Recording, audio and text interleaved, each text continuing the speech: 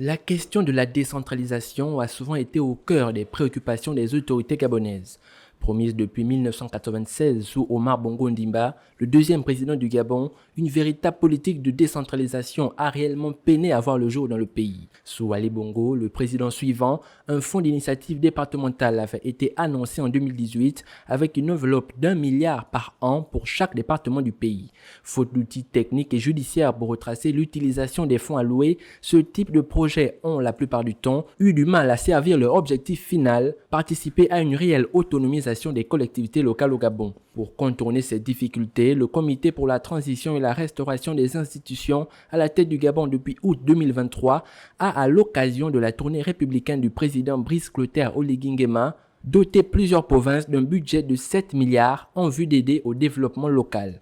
Conformément à ce qui a été annoncé et selon certains documents officiels parvenus à notre rédaction, cet argent devrait servir entre autres à l'aménagement des voiries urbaines, l'acquisition du matériel pour la collecte des ordures, la construction et la réfection d'infrastructures publiques comme des écoles, des hôpitaux et des marchés, ainsi que des subventions aux activités génératrices de revenus.